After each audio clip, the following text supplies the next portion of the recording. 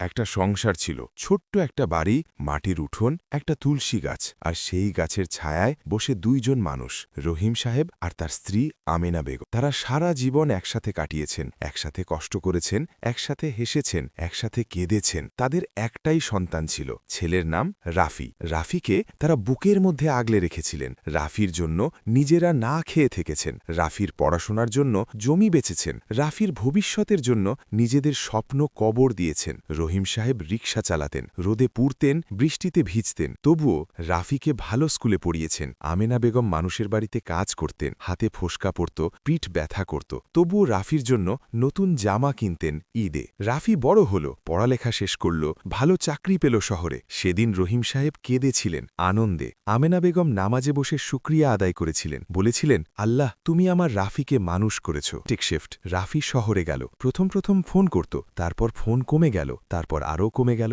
একদিন রাফি বিয়ে করল। মেয়েটি শহরের, ভালো ঘরের। বিয়েতে মা বাবাকে ডেকেছিল। তারা গ্রাম থেকে এসেছিলেন, পুরনো কাপড় পরে, সংকুচিত হয়ে এক কোণে বসেছিলেন। রাফির শ্বশুরবাড়ির মানুষেরা তাদের দিকে ভালো চোখে তাকায়নি, সেটা রাফি দেখেছিল, কিন্তু কিচ্ছু বলেনি। এরপর মাস গেল, বছর গেল, রাফির সংসার বড় হলো, ফ্ল্যাট হলো, গাড়ি হলো, কিন্তু গ্রামের বাড়িতে রহিম সাহেব আর আমেনা বেগম একা হয়ে গেলেন। আমেনা বেগমের শরীর ভাঙতে শুরু করল, হাঁটুতে ব্যথা, চোখে কম দেখেন, রাতে ঘুম আসে না। রহিম সাহেবের বুকে ব্যথা উঠত মাঝে মাঝে। ডাক্তার দেখানোর টাকা ছিল না।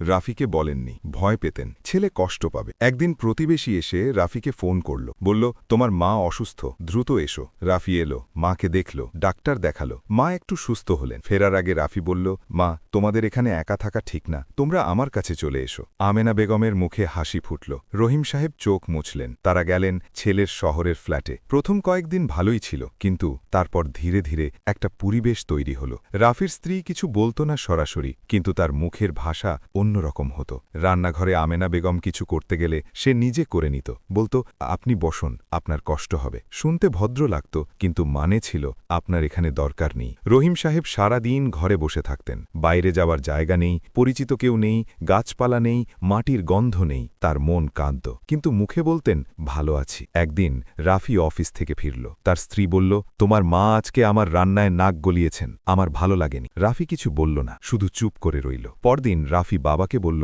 বাবা, মা যেন একটু কম কথা বলে, সংসারে শান্তি দরকার। রহিম সাহেব কিছু বললেন না, শুধু মাথা নাড়লেন। রাতে আমেনা বেগম জায়নামাজে বসলেন, কাঁদলেন, বললেন, আল্লাহ, আমার রাফিকে তুমি মানুষ করেছ, আমি যেন তার কষ্টের কারণ না হয়। সে রাতে তিনি ঘুমাতে পারেননি।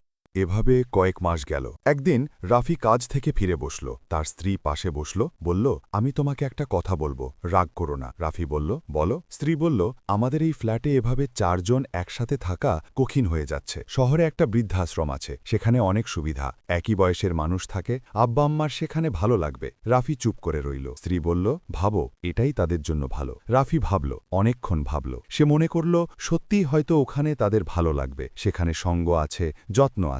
নিজেকে বোঝালো। পরদিন সকালে রাফি বাবাকে ডাকল, বলল, বাবা, একটা কথা আছে। রহিম সাহেব তাকালেন। রাফি বলল, বাবা, একটা জায়গা আছে, সেখানে অনেক সুবিধা, অনেক মানুষ থাকেন একসাথে, তোমাদের ওখানে ভালো লাগবে। রহিম সাহেব বুঝলেন, একটা কথাও বললেন না, শুধু বললেন, ঠিক আছে বাবা। সেদিন আমেনা বেগমকে যখন বলা হলো, তিনি কাঁদলেন না, শুধু জানালার দিকে তাকিয়ে রইলেন অনেকক্ষণ। তারপর বললেন, রাফি কি চাই আমরা যাই? রাফি চোখ নামিয়ে নিল। আমেনা বেগম বললেন, ঠিক আছে। যাওয়ার দিন সকালে আমেনা বেগম নামাজ পড়লেন। তারপর রাফির মাথায় হাত রাখলেন, বললেন, আল্লাহ তোমাকে ভালো রাখুক। রহিম সাহেব রাফিকে একবার জড়িয়ে ধরলেন, কিছু বললেন না। রাফি গাড়ি চালালো, বৃদ্ধাশ্রমে পৌঁছে দিল, ফর্ম পূরণ করল, টাকা দিল। ফেরার সময় একবার পেছনে তাকালো। বাবা দরজার কাছে দাঁড়িয়ে আছেন, মা বসে আছেন একটা চেয়ারে, চোখ বন্ধ।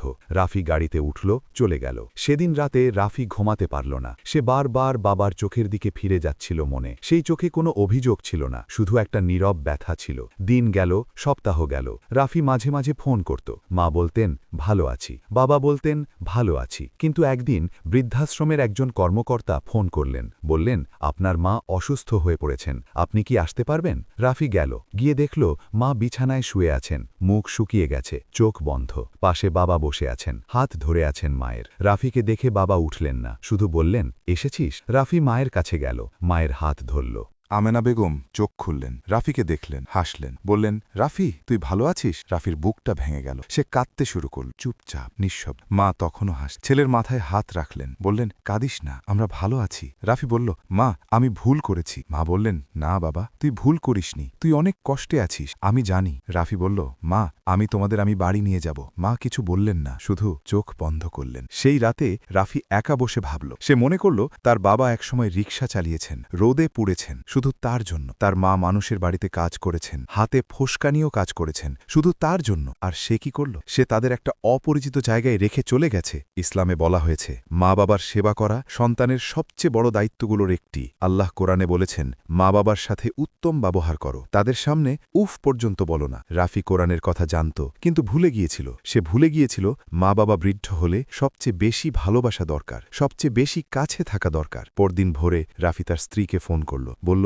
আমি মা বাবাকে বাড়ি নিয়ে আসব। স্ত্রী চুপ করে রইল। রাফি বলল, এটা আমার সিদ্ধান্ত, আমি আর কোনো আলোচনা করব না। সেদিন রাফি বাবার কাছে গেল, বলল, বাবা চলো বাড়ি যাব। রহিম সাহেব ধীরে ধীরে উঠলেন, কিছু বললেন না। আমেনা বেগমকে সাহায্য করে গাড়িতে তোলা হলো। গাড়ি চলতে লাগল। মা জানালা দিয়ে বাইরে তাকালেন। বাবা চোখ বন্ধ করে বসে রইলেন। রাফি গাড়ি চালাচ্ছিল, চোখ দিয়ে পানি পড়ছিল, মুছছিল না। বাড়িতে পৌঁছে মাকে বিছানায় শুইয়ে দিল, বাবার জন্য চা বানালো। সেদিন রাতে রাফি নামাজে বসল, অনেক দিন পর। সিজদায় গিয়ে কাঁদল, বলল, আল্লাহ আমাকে মাফ করো, আমি আমার মা বাবার সাথে অন্যায় করেছি, তুমি তাদের সুস্থ রাখো, তুমি আমাকে তাদের সেবা করার তৌফিক দাও। সেই রাতে আমেনা বেগম ঘুমানোর আগে বললেন, রাফি আল্লাহ তোকে অনেক ভালো রাখুক। রহিম সাহেব বললেন, তুই ভালো ছেলে, সবসময় ছিলি। রাফির বুকটা ভরে গেল। যে সংসার একসময় ভেঙে পড়েছিল সেটা আবার জোড়া লাগতে শুরু করল। কারণ একটাই, সে ফিরে এসেছিল, ভুল বুঝেছিল, সংশোধন করেছিল। আল্লাহ বলেছেন, যে তার মা বাবার সেবা করে সে জান্নাতের দরজা খুলে নেয়, আর যে তাদের কষ্ট দেয় সে দুনিয়াতেই তার পরিণতি দেখে। এই গল্পটা